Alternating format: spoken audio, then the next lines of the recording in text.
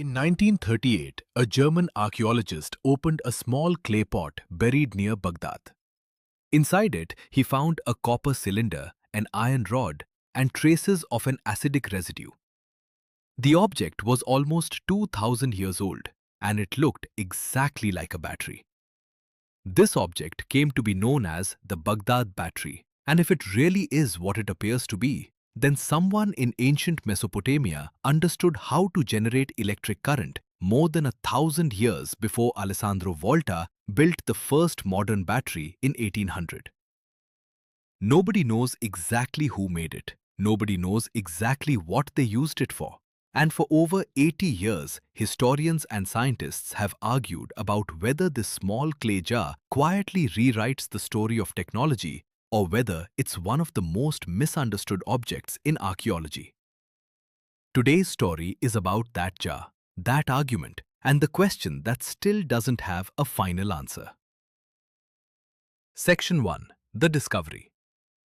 The year was 1938. An Austrian archaeologist named Wilhelm Koenig was working at the National Museum of Iraq when he came across a strange artifact in the museum's collection, excavated earlier near the village of Khujut Rabu, just outside Baghdad. It was a small clay jar about 5 inches tall. Inside it sat a cylinder of sheet copper, and inside that cylinder was an iron rod, held in place with an asphalt plug at the top. Koenig had spent years studying ancient metalwork across the Middle East, and something about this particular object struck him as different. It didn't look like decoration. It didn't look like a container for food or oil. It looked, to his eye, like a cell. A device built to hold a chemical reaction between two different metals. In other words, it looked like a battery. Section 2. How it would have worked. Here's why Koenig's claim wasn't as crazy as it might sound. A basic battery needs 3 things: 2 different metals and a liquid that can conduct a chemical reaction between them. The Baghdad battery had copper, it had iron. And if it once held an acidic liquid, something like vinegar, wine, or crushed grape juice, all common in ancient Mesopotamia, then, in theory, it could have generated a small electric current.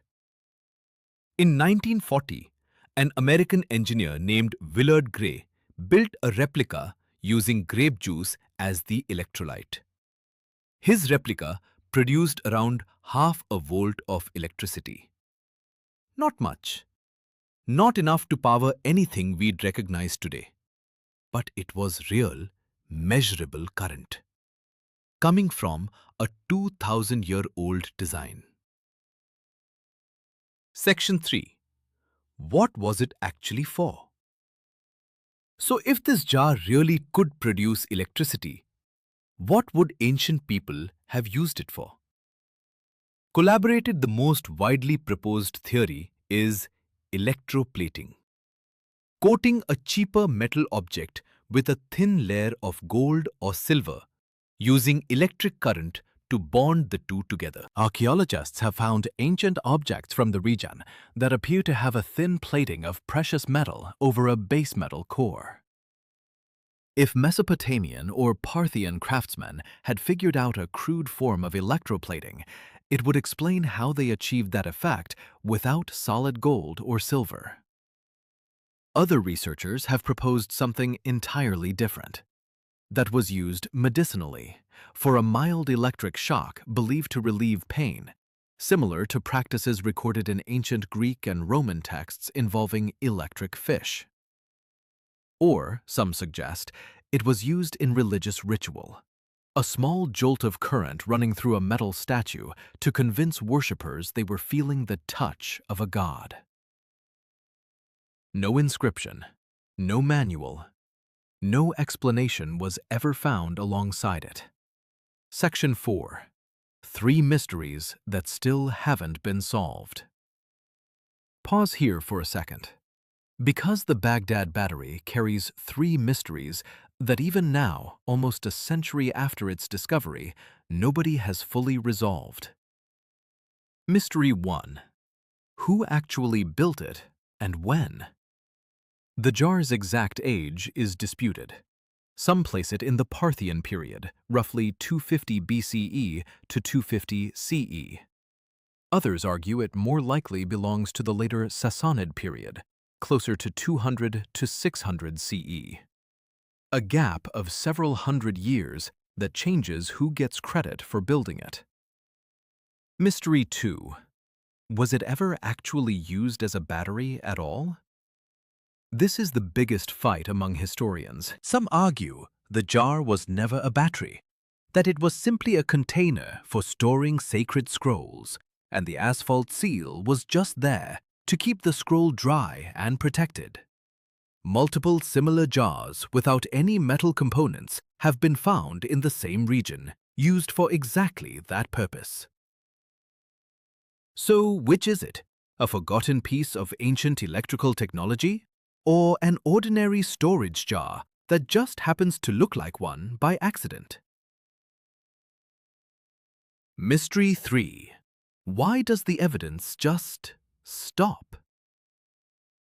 If ancient Mesopotamians truly discovered electricity, why is there no continuation?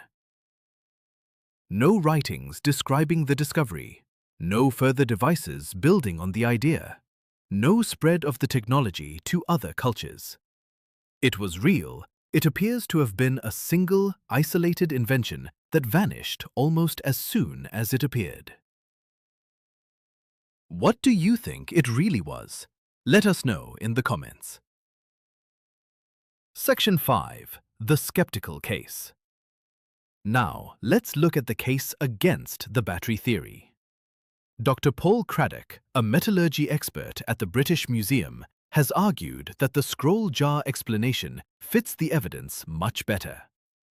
Mo points out that similar jars without the copper or iron have been found holding degraded papyrus scrolls. The asphalt seal, in his view, wasn't there to contain a liquid electrolyte. It was there to protect fragile paper. There's also no archaeological record of ancient people using electroplating in that region during that period. The gold-plated objects sometimes cited as evidence could equally have been made using fire gilding, a well-documented ancient technique that uses heat, not electricity, to bond gold to metal. In other words, the electricity explanation may simply be a modern assumption projected backward onto an object whose original purpose was much more ordinary. Section 6. What modern research says. So where does that leave us today? Most mainstream archaeologists now lean skeptical of the ancient battery interpretation. Concerted, the scroll storage theory is considered more consistent with how similar objects were used elsewhere in the region. More by skepticism isn't total certainty.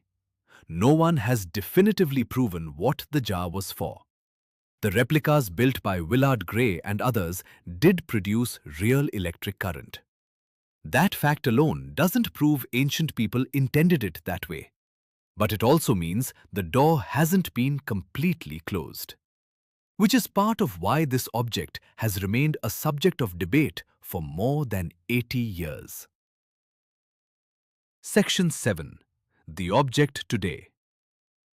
The original Baghdad Battery was housed in the National Museum of Iraq in Baghdad. During the Iraq War in 2003, the museum was looted and a number of artifacts went missing. The current status and location of the original jar has been uncertain ever since. What remains are photographs, detailed drawings, and the replicas built by researchers trying to answer a question the original object can no longer answer for itself. A 2,000-year-old clay jar sitting at the center of a debate about how advanced ancient civilizations really were. Section 8. Why this story matters. Here's what makes this mystery worth sitting with. It doesn't really matter, in the end, whether the Baghdad Battery was a power source or simply a scroll jar. What matters is the question it forces us to ask. Alterations: how much of ancient knowledge has already been lost, simplistic because no one wrote it down, or because what they wrote didn't survive? We assume we understand the full timeline of human discovery, but that timeline is only built from what happened to survive, to be found, and to be interpreted correctly. Somewhere in that gap between what we know and what actually happened, objects like this one sit quietly, refusing to give a final answer.